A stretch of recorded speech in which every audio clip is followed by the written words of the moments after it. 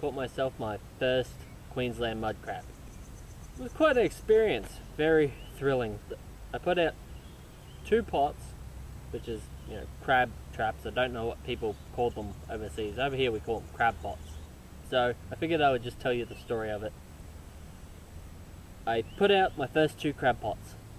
I'd already checked the one that was a little bit higher up, which was the second one I put out. And I'm guessing because it was a little bit higher up and wouldn't have been in as deeper water, the crabs in it were way too small to keep, so I had to release them. But when I pulled out the first crab pot I ever set, I got a massive rush when I saw 3 good-sized mud crabs in it. I just had a massive adrenaline rush and I was so excited. I kept thinking, this must be what Ted Nugent feels like. So I got the trap up and I had my mud crab measurer and I was trying to measure them through the trap, figure out which ones were legal. One was just a little bit undersized, so he had to be let go. One was a female, so I was definitely letting that one go, you know, releasing it so it can ensure the breeding population. And yes, the females are protected. Get into a lot of trouble if you have a female mud crab. But the third one, the biggest one, he was legal. Definitely over the legal minimum size limit and male. And man, was he cranky.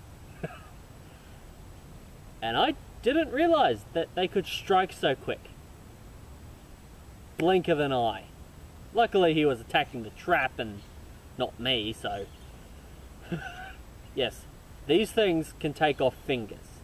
So there I was, out in the bush with 3 animals capable of sending me to the emergency room, stuck in a trap, with absolutely no idea on how I'm going to get them out. I probably should have taken someone experienced with me, shouldn't I? Yes, it was very dangerous and very stupid, but that was not really apparent until it was too late.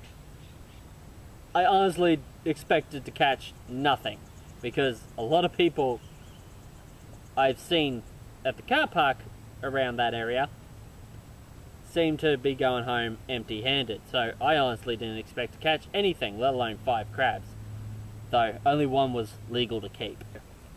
Yeah, not the smartest thing I've ever done, but as you can see, I have all my fingers. I took my time and was really careful about it, trying to figure out the safest way to get these things out. And I did it as safely as I could. But then I was left with another problem. The really big, fast, and cranky one only had 1 claw. Now you're probably thinking, isn't that a good thing? Not really. That was a bad thing because the method I had researched for tying up a mud crab safely so it can't attack you was for a mud crab with 2 claws. So how was I meant to tie up one that only had 1 claw? Yeah. In the end, I got him home safe. I put him on ice. I dispatched him humanely and began to gut and clean him. Ugh! I thought they were nasty on the outside. Then I saw the inside. That's disgusting. Yeah, and he made me watch. That thing was disgusting. Ugh! And the smell. Ugh! And the smell? Oh, man, it just stank so bad. Luckily, they taste better than they smell. Cooked him up and ate him. And I'll show you some video of me eating the claw after all of this. But just wanted to share that wild little adventure I had with you all. for those of you who might be interested. If you have your own mud crab or crabbing adventure or story about trapping that you would like to share, please leave it as a video response or a comment. I would love to hear your stories. I caught crabs once. Want to hear that story? No. Aw. Don't let me have any fun. I took the crab home, I iced it, and I dispatched it as humanely as possible and cooked it up. I was thinking about trying to cook it primitively, but I've never cooked crab before, so I didn't want to risk undercooking it, especially considering this is my first crab I ever caught. I didn't want to ruin it. And I just wanted to make sure that I got it completely cooked so that, you know, I can tell what completely cooked crab is like for future reference. I just brought the claw back out today. I got a container full of ice that I've been keeping in, so it's really cold. And just thought I would share this with you. Now I have had a little bit before, just to make sure that I'm not allergic to it. There is some history of allergies to seafood in my family, so I think it was best to eat a bit of it at home, just to make sure, because I kind of don't want to have a severe allergic reaction out here. I figured I would at least share eating the claw with you guys and come out to a nice bit of scenery. So, let's have a little bit of Queensland mud crab.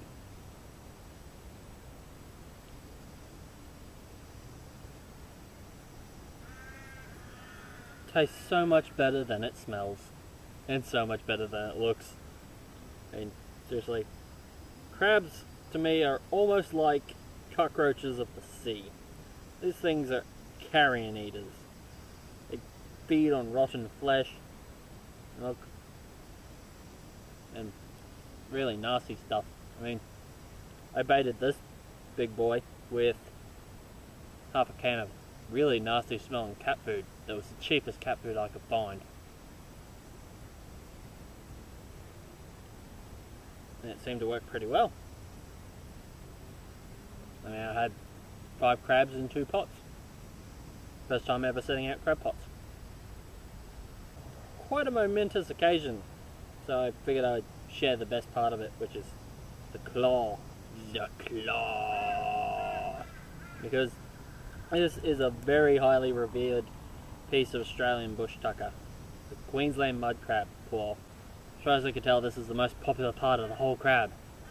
And I was told that a crab the size I got, if it had both claws, if I was to buy that in the shops, I'd be looking at about $40. And I got it for half a can of cat food plus the equipment.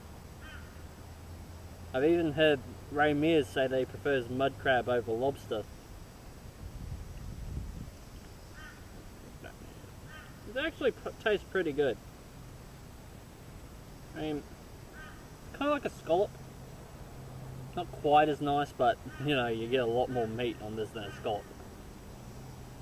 So, I'm not going to eat the whole thing today. I want to save it, freeze what I've cooked, and keep it to hopefully use in some future episodes of my bush cooking series. So I guess there is some wilderness self-reliance element to this. I mean, it is technically a cage trap, so it's not something you really want to be backpacking around with. I guess you could strap some to a kayak or a canoe, or if you've got motorized transportation, that's one thing. Don't know if I'd really want to be backpacking that much equipment. It's really bulky, so take a lot of room. Very cumbersome to carry. But if you've got it and are able to put something decent enough to catch crabs in it, could be alright. Honestly, I don't think I'd be bugging out on foot with crab pots. However, if we wanted to build a bug out location and we wanted to have a supply cache there in case of emergencies, and it was in an area where we could set out crab pots, there's no reason why you couldn't have them pre-positioned there. And that's the big piece of meat that people just seem to rave over.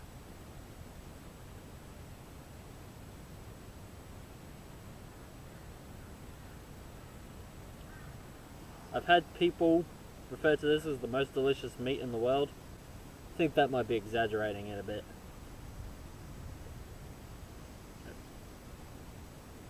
It's not horrible. Honestly, I think the legs were nicer.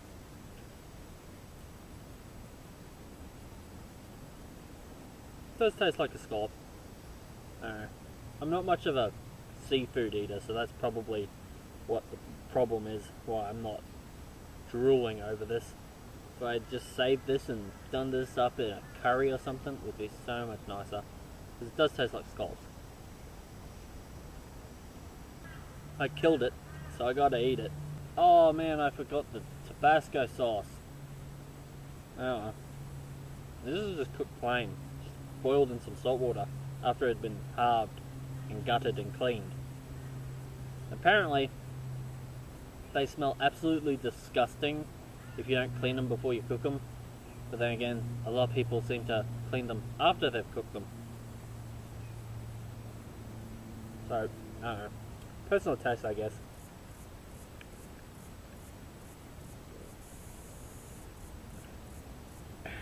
But I just figured I would share this with you. It's a very highly prized and sought after bush tucker. There are other things that are a little bit more appealing. Like after this I'm going to rub sticks together and make fire. That'll be fun. But you know what? Getting there.